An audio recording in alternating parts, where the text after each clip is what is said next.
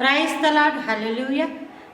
మన దేవుడు మనకిస్తున్నటువంటి వాగ్దానము 11వ తారీఖు 2వ నెల 2026వ సంవత్సరం.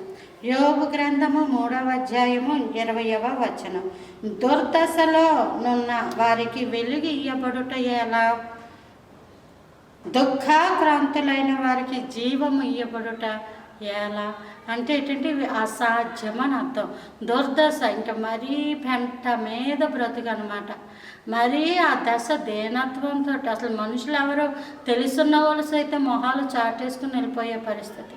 మన చేత సహాయం పొందిన వారు సైతం మనల్ని చేదరించుకునే పరిస్థితి. అలాంటి పరిస్థితుల్లో ఉన్న వారికి వెలుగు ఎలాగ ఇయ్యబడుతుంది అంటారు? ఎంత అసాధ్యం అంటారు? మనుషులు ఎవరు సహాయం చేయరు. ఇంకా పైగా ఒకప్పుడు మంచిగా మాట్లాడిన వాళ్ళు ఇప్పుడు కూర్చొని లోపాలను ఎన్నుతూ ఉంటారు, లోపాలు చెప్తూ ఉంటారు, లోపాలన్నీ లెక్క పెట్టి చెప్తూ ఉంటుంటారు. ఇదిగో పలానా అప్పుడే చెప్దామనుకున్నాను కానీ ఇప్పుడు చెప్పాలనిపిస్తుందని.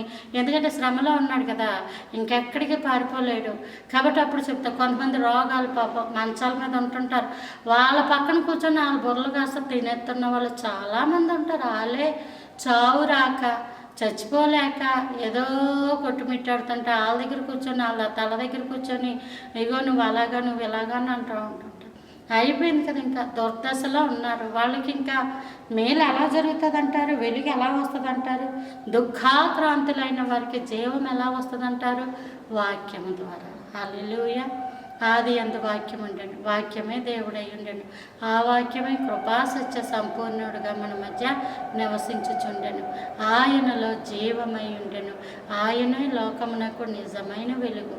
నాన్న అర్థమవుతుందా? నీ పరిస్థితి ఏదైనా ఎలాగూ నీవు నలిగిపోయి మునిగిపోయి విసిగిపోయి వేసారిపోయి ఉన్నా ఒక్కటే నీకు, ఇంకా ఒక్కటే ఉంది మార్గం. ఏంటంటే ప్రభువుల వారే.